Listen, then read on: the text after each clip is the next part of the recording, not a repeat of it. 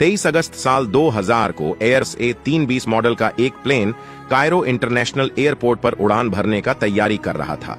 इस प्लेन को gulf air operate कर रही थी। IATA flight number GF072, ICAO flight number GFA072, call sign Gulf AIR 072, registration A40EK। इस प्लेन को Bahrain international airport Muharraq Bahrain से Cairo international airport Cairo Egypt जाना था। प्लेन में 135 पैसेंजर और 8 क्रू मेंबर सवार होने वाले थे। 135 पैसेंजर में से 37 फीमेल, 61 मेल और 37 बच्चे थे। इन बच्चों में से तो 8 बच्चे 1 साल के और उनसे भी कम के थे, यानी कि कुल 143 लोग प्लेन में सवार हो गए। प्लेन अब उड़ान भरने के लिए तैयार हो गया। बस इंतजार था तो ATC के क्लियरेंस की, लेकिन ATC ने उन्हें वेट करने को कह दिया। ऑलमोस्ट 1 घंटे तक। इतनी देरी की वजह से पैसेंजर्स के साथ साथ पायलट्स भी परेशान हो रहे थे। हालांकि 1 घंटे के बाद सूरज भी ढल गया, ऊपर से अमावस की अंधेरी रात थी। खैर 1 घंटे बाद यह प्लेन कायरो इंटरनेशनल एयरपोर्ट से उड़ान भरा और अपने मंजिल की ओर निकल पड़ा। इस प्लेन के कैप्टन ईशान थे और इनकी उम्र 37 साल थी और इनके पास 4400 फ्लाइट आवर्स का एक्सपीरियंस था, जिसमें से ऑलमोस्ट 1000 घंटे इन्होंने एयरबस A320 को उड़ाया था। वहीं फर्स्ट ऑफिसर 25 वर्षीय ओमानी थे। इनके पास फ्लाइट उड़ाने का कुल एक्सपीरियंस 600 फ्लाइट आवर्स का था और इन्होंने करीब 400 घंटों तक एयरबस A320 को उड़ाया था। करीब 2 घंटे सफर करने के बाद यह प्लेन बहरेन एयरस्पेस में दाखिल हो गया। अब वक्त था प्लेन को लैंड कराने की।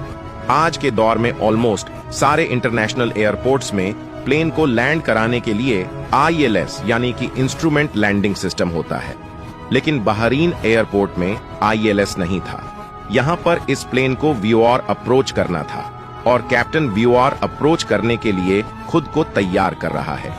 लेकिन यहां पर कैप्टन ने यह पाया कि प्लेन और रनवे के दूरी के हिसाब से प्लेन की ऊंचाई बहुत अधिक है। इवन स्पीड भी ऑलमोस्ट 313 नॉट्स है। कैप्टन स्पीड को कम करके ऑलमोस्ट 272 नॉट्स पर ले आया। ATC ने रनवे 02 पर लैंड करने का परमिशन भी दे दिया, लेकिन यह लैंडिंग इतनी भी आसान नहीं होने वाली थी, क्योंकि प्लेन के हाई स्पीड की वजह से यह फटाफट एयरपोर्ट पहुंच गया, जिसकी वजह से पायलट प्लेन के एल्टीट्यूड को कम नहीं कर पाया, जहां प्लेन का स्पीड 130 नॉट्स के आसपास होना चाहिए था। यह प्लेन 250 नॉट्स पर उड़ रहा था, जहां प्लेन की ऊंचाई 1500 फीट होना चाहिए था। यह प्लेन 1670 फीट पर उड़ रहा था। यहां पर कैप्टन के पास सबसे अच्छा विकल्प यही बच गया कि वो प्लेन ऑफ प्रोसेस को रोक ले और गो अराउंड करके दोबारा से एयरपोर्ट का चक्कर लगाकर फिर से सही ऊंचाई और दूरी पर आकर प्लेन को लैंड कराने की कोशिश करे। लेकिन कैप्टन अपने जिद पर अड़े हुए थे। शायद इसीलिए उन्होंने इस खतरनाक लैंडिंग को जारी रखा और सीधा प्लेन को मौत के दरवाजे की ओर ले जाने लगे। कैप्टन ने लैंडिंग गियर को डाउन किया, फ्लैप को 1 पर सेट किया। इसके बाद वह रनवे की ओर बढ़ने लगे। को पायलट भी यह सब देखकर परेशान हो चुके थे कि आखिर यह सब चल क्या रहा है। कैप्टन के बिहेवियर से यह लग रहा था कि वह अड़ चुके हैं कि किसी भी तरह से इस प्लेन को लैंड कराकर ही रहेंगे। प्लेन जब 350 फीट पर पहुंचा तब कैप्टन को समझ में आ गया कि यह प्लेन किसी भी कीमत पर सुरक्षित लैंड नहीं कर पाएगा। इसलिए उन्होंने प्लेन के लैंडिंग को रोक दिया और गो अराउंड यानी कि एयरपोर्ट का एक चक्कर लगाकर वापस से लैंड करने का डिसीजन बनाया। अब धीरे धीरे प्लेन लेफ्ट की ओर मुड़ने लगा। इसी दौरान कैप्टन ने फ्लैप को फुल कर दिया। अगेन यह बहुत गलत डिसीजन था। अब प्लेन धीरे धीरे मुड़ते हुए समुद्र की ओर चला गया। लेफ्ट साइड से कैप्टन रनवे को क्रॉस होते हुए देख पा रहे थे, लेकिन रनवे की चकाचौंध रोशनी अचानक से गायब हो गई। अब क्योंकि वह समुद्र की ओर रुख कर चुके थे, इसलिए उस दिशा में किसी भी तरह की रोशनी दिखाई नहीं दे रही थी। ऊपर से अमावस की काली रात भी थी, इसलिए पायलट्स को चांद की हल्की हल्की रोशनी भी नसीब नहीं हो रहा था। पायलट्स को अंधेरे के अलावा और कुछ भी दिखाई नहीं दे रहा था। ATC इस इंतजार में थे कि अब आएगा गल्फ एयर फ्लाइट 072, पर अफसोस वो प्लेन दोबारा से वापस नहीं आया। ये प्लेन रडार से गायब हो गया। ATC बार बार पूछता रहा, पर फ्लाइट 072 के तरफ से कोई भी जवाब नहीं आया। अब उन्हें भी समझ में आ गया कि कुछ तो अनहोनी हो चुकी है। रात के अंधेरे में रेस्क्यू टीम को भेजा गया। चारों तरफ प्लेन के टुकड़े बिखरे पड़े थे। इस हादसे में सभी की जान चली गई। दोस्तों, इस केस में बहुत सारे सवाल थे। क्यों पायलट फ्लैप का यूज तब कर रहे थे जब उन्हें करना ही नहीं चाहिए था? क्यों प्लेन का मलबा उन्हें ऐसे लोकेशन पर मिला जहां इस प्लेन को जाना ही नहीं चाहिए था? और सबसे बड़ा सवाल यह कि अगर प्लेन सही सलामत था तो यह नीचे कैसे आ गया? इन सारे सवालों का जवाब पता करने के लिए इन्वेस्टिगेशन की टीम लग गई। प्लेन में CVR होता है जो कॉकपिट में हो रहे सारे बातचीत को रिकॉर्ड करता है। जब इस रिकॉर्डिंग को सुना गया तब एक चौंकाने वाली खबर सामने आई। जब प्लेन गो अराउंड कर रहा था तब उन्होंने रनवे के लाइट के बारे में कुछ डिस्कस किया। कैप्टन, क्या आपको रनवे की लाइट दिखाई दे रही है? रनवे अभी लेफ्ट साइड में है और हमें इसी रनवे के लाइट को देखकर गो अराउंड करना है। ओके कैप्टन, क्या आपको रनवे की लाइट दिखाई दे रही है? नो कैप्टन, रनवे तो कहीं दिख ही नहीं रहा। लगता है रनवे की लाइट अचानक से गायब हो गई। इन्वेस्टिगेटर्स ने यह पाया कि जैसे ही प्लेन गो अराउंड करने के लिए निकला, रनवे की लाइट अचानक से कुछ देर के लिए बुझ गई और ठीक उसी वक्त पायलट रनवे के लाइट को ही देखकर अपने लोकेशन का अंदाजा लगाकर गो अराउंड कर रहे थे। लाइट के बुझ जाने से प्लेन समुद्र की ओर आगे बढ़ता रहा।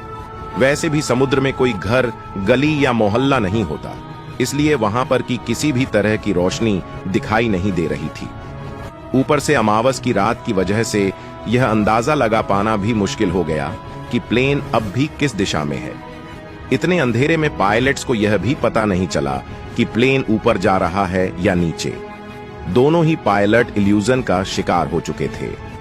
हालांकि डिस्प्ले में देखने से यह पता चल जाता कि प्लेन नीचे जा रहा है या ऊपर, लेकिन दोनों के दोनों पायलट रनवे को ही खोजने में बिजी थे। इस दौरान प्लेन के कॉकपिट में ग्राउंड प्रॉक्सिमिटी वार्निंग सिस्टम तेजी से बजने लगा। यह GPWS अलार्म बता रहा था कि प्लेन नीचे आ रहा है और जल्द ही प्लेन को ऊपर ना लिया जाए तो यह प्लेन टकरा जाएगा, लेकिन दोनों ही पायलट ने इस अलार्म को इग्नोर कर दिया। नतीजा यह, प्लेन पानी में क्रैश हो गया और सभी की जान चली गई। इन्वेस्टिगेटर्स ने अपने रिपोर्ट में बहुत सारे खामियों का जिक्र किया।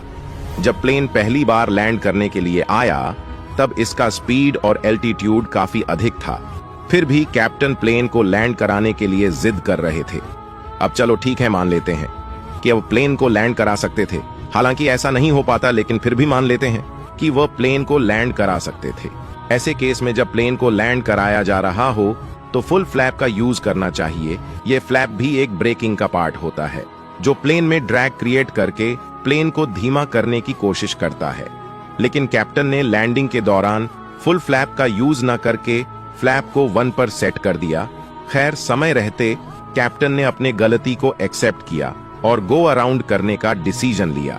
लेकिन हर एयरपोर्ट में गो अराउंड करने का एक तरीका होता है।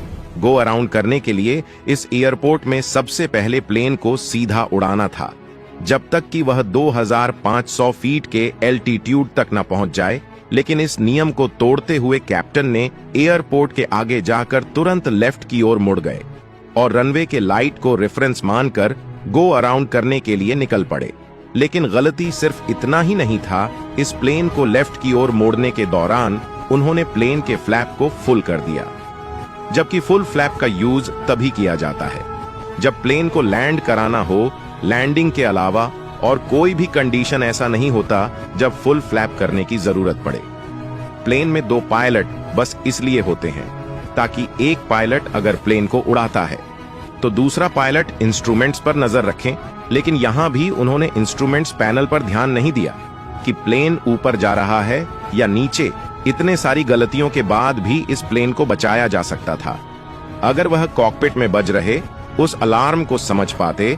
GPWS यानी कि ground proximity warning system alarm, जो यह साफ साफ बता रहा था कि जल्दी से प्लेन को ऊपर ले जाओ, नहीं तो यह टकरा जाएगा। लेकिन इसके बावजूद भी दोनों पायलट ने इस अलार्म को भी इग्नोर कर दिया।